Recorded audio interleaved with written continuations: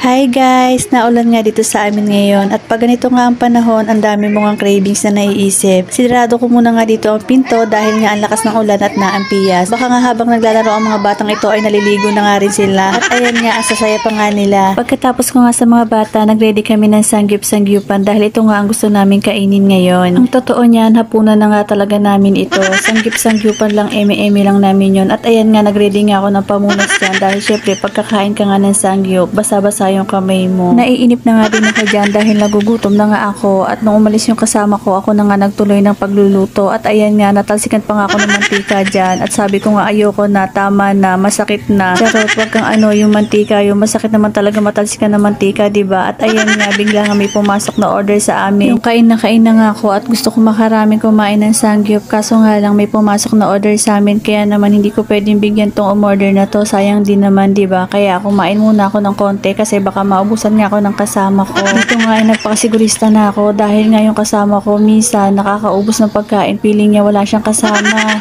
Kaya ayan, nagluto na ako ng order. Pagkatapos nga nito may pumasok pa ulit na order, hindi ko na nga na-videohan yung iba. At ito nga inassemble ko na at tinapinsan ko na at pagkatapos nito ay dinliver na ng aking kasama. At hanggang dito lang, bye-bye, kakain na ako ng sangyup.